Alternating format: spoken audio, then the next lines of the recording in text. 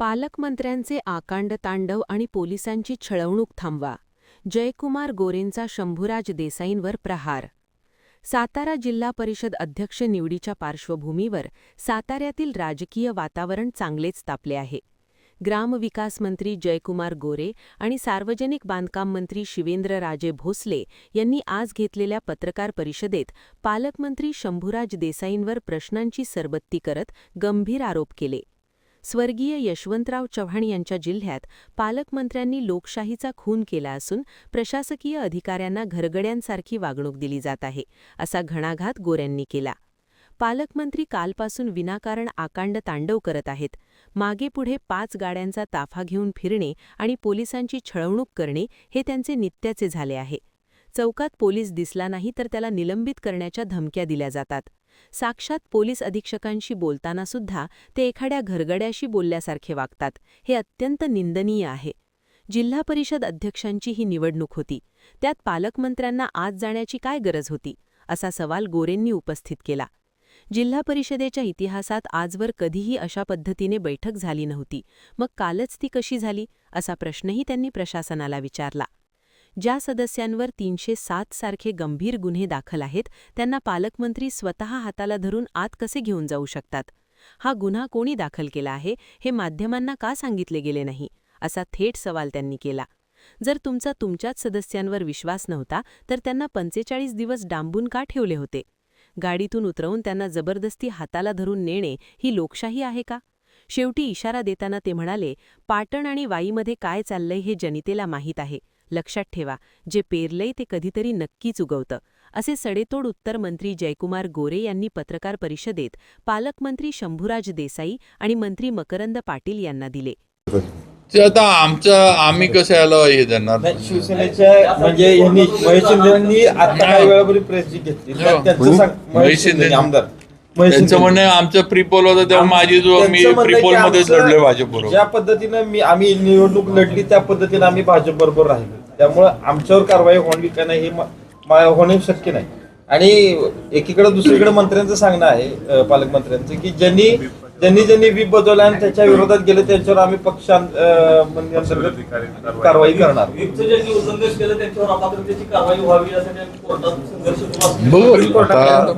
पहिला काय विषय आहे की कालपासून जे आकांड तांडव करतायत ते पालकमंत्री आकांड तांडव पोलिसांचा विरोध करतायत. आजपर्यंत पोलिसांची सेवा घेताना बरं वाटत होतं. 5-5 पोलीस गाड्या मागं पुढं घेऊन पोलिसांचे हॅरेसमेंट करणं, चौकामध्ये जर पोलीस नसला तर ते सस्पेंड करणं, कुठल्या गोष्टी एका देवाचं दर्शन घेत असताना अख्खा शहराला वेटीला धरणं. आजपर्यंत पोलिसांना वेटीला धरायचं काम केलं कुणी?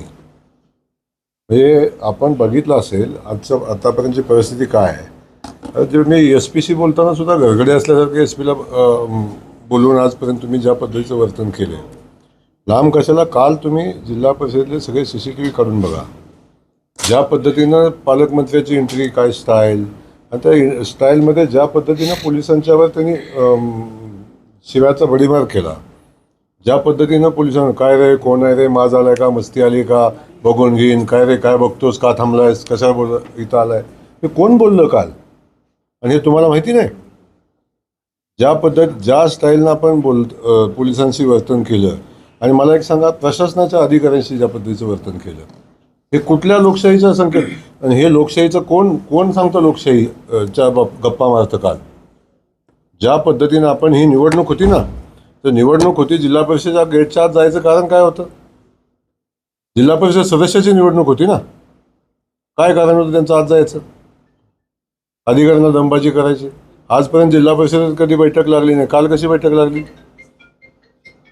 आणि हे सगळं करत असताना आपण ज्यांच्यावर 307चे गुन्हे दाखल आहेत त्यांना हाताला धरून तुम्ही कसं काय नेतात? आणि आपण काल एवढं सगळं सांगत होते की खोटा गुन्हा दाखल केला, खोटा गुन्हा दाखल केला, खोटा गुन्हा दाखल केला. माझा सवाल आहे, काल तुम्ही गुन्हा कुणी दाखल केलाय म्हणून का नाही सांगितलं? सगळं सांगितलं, गुन्हा दाखल केला. गुन्हा कुणी दाखल केला? गुन्हा दाखल केला जो सदस्य ज्या सदस्याच्या वडिलांना त्यांनी गेल्या 45 दिवसापासून डांबून ठेवले, तो राष्ट्रवादीचा सदस्य आहे. ज्यांनी गुन्हा दाखल केला तो राष्ट्रवादीचा पदाधिकारी आहे, आता नव्यानंच पक्षात घेतलाय त्यांनी, आणि तो त्यांच्यासोबत त्यांनी गुन्हा दाखल केलाय. इथं भारतीय जनता पक्षाचा संबंध आला कुठं? का तुम्ही भारतीय जनता पक्षावर आरोप करताय? संबंध आला कुठं? तो तुमचा पक्षांतर्गत विषय आहे, पक्षामध्ये तुमचा चाललंय. आणि वडिलांचं अपहरण झालं, मुलगा सांगतोय, आम्ही दोन्ही सांगितलं त्याचं अपहरण झालं म्हणून. त्यामुळे काल 3 वेळा दोन्ही मंत्री ठासून सांगत होतो लोकशाहीचा खून केला, खोटे गुन्हे दाखल केले, खोटं हे केलं, खोटं ते केलं. अरे कुणी केलं? तेव्हा पहिला विषय आहे की त्यांना दोघांनाही माझा सवाल आहे, तुम्ही कालपासून जे प्रेस घेताय, तुम्ही गुन्हा कुणी दाखल केला हे का नाही सांगितलं? का नाही सांगितलं? आणि एवढी लोकशाहीची पूजा करता तुम्ही, तर मग तुमच्या सदस्यांवर विश्वास नव्हता, 45 दिवसापासून का डांबून ठेवले होते? कशासाठी डांबून ठेवले होते? अरे त्याला गाडीतनं उतरताना सोडून हाताला धरून जात आहे, त्यांच्यावर दबाव नव्हता का? प्रेशर नव्हतं का? ही लोकशाही आहे का? मतदानाला माणूस जेव्हा जातो तेव्हा मतदान केंद्रापासून किती लांब थांबायचं असते? कुठं होतं 100 मीटर? कुठं होती लोकशाही? अख्ख्या जिल्हा परिषदेमध्ये पालकमंत्र्यांनी उच्छाद मांडला होता. पोलीस पासून अधिकाऱ्याच्या पासून सगळ्यांना जी शिवीगाळ ज्या पद्धतीने केली, अख्ख्या जिल्हा परिषदेमध्ये उच्छाद मांडला होता. ही निवडणूक आहे? अशा पद्धतीच्या निवडणुका होतात? तुम्ही यशवंतराव चव्हाण साहेबांचा विचार आम्हाला शिकवता, त्या यशवंतराव चव्हाण साहेबांच्या जिल्ह्यामध्ये या पद्धतीचा पालकमंत्री कसं काम करतो? आजपर्यंत आपण सगळ्या गोष्टी सांगताय की आम्ही हे केलं, भाजपनं हे केलं, भाजपनं ते केलं. तुम्ही काय केलं? काय चाललंय पाटणमध्ये? काय चाललंय वाईट? हे कधीच आपण बघितलं पाहिजे ना. आणि या अशा प्रसंगात आम्ही अनेकदा गेलो, हे सगळं भोगलेलं आहे. पेरलेलं कधी उगवतं. आम्हाला पालकमंत्री आवडतात, आम्हाला पालकमंत्री आवडतात. का अशाला बदला म्हणून सांगू? हो, चांगलं चाललंय. तुम्ही ग्रामविकास मंत्री आहेत, जिल्हा परिषद तुमच्या ताब्यात आहे, त्यामुळे तुम्ही प्रशासनाला हाताला धरून सीसीटीव्ही बंद करायला लावले असा आरोप आहे. त्याचा काय खुलासा? अरे बाबांनो, जयकुमार गोरे जिल्हा परिषदेमध्ये आला नाही, बरोबर ना? ग्रामविकास खात्याचा मंत्री होतो तर मीच पहिला रुबाब मारायला पाहिजे तिथे येऊन. यंत्रणा सगळी माझ्या मागे पुढे फिरले असते ना. लोकशाही मार्गाने निवडणूक होते, आपण डिस्टर्ब करायचं नाही ही परिस्थिती होती. आपण नाही जिल्हा परिषदेमध्ये गेलो.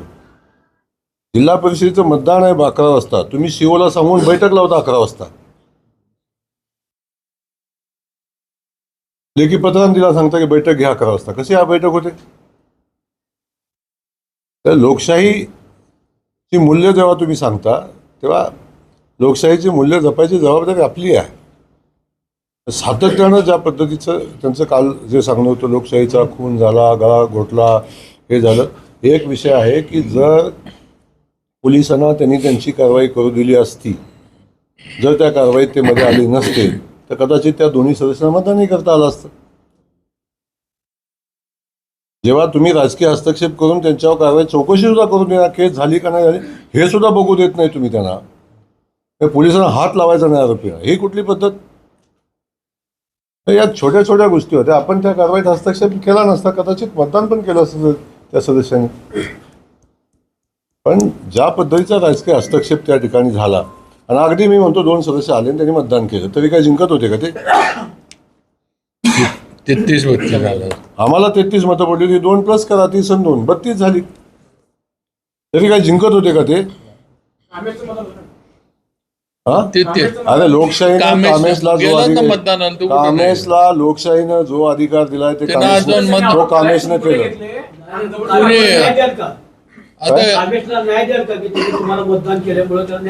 ते कामेशन आम्ही बघू ना, तुम्ही का चिंता करताय?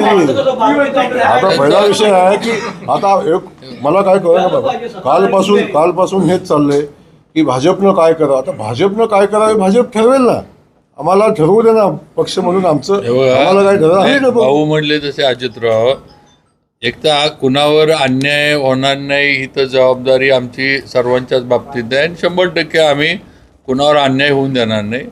आणि आजचं आमचं हेच आहे की जे आमच्यावर आम्ही लोकशाहीचे खुनी आहोत वगैरे वगैरे या गोष्टी जे बोलल्या गेल्या काल त्यांच्या आलेल्या अपयशानंतर, तर त्याची वस्तुस्थिती आम्हाला मांडायची होती म्हणून गेली. आता पुढचे विषय काय असतील तर जसं त्यांनी सांगितलं किंवा आमचे पक्षाचे नेतृत्व आहेत वगैरे, आमचे पण पक्षाचे नेतृत्व आहेत, ते पण काय पुढचे विषय असले तर ते बघतील काय करायचं. भाऊ तुम्ही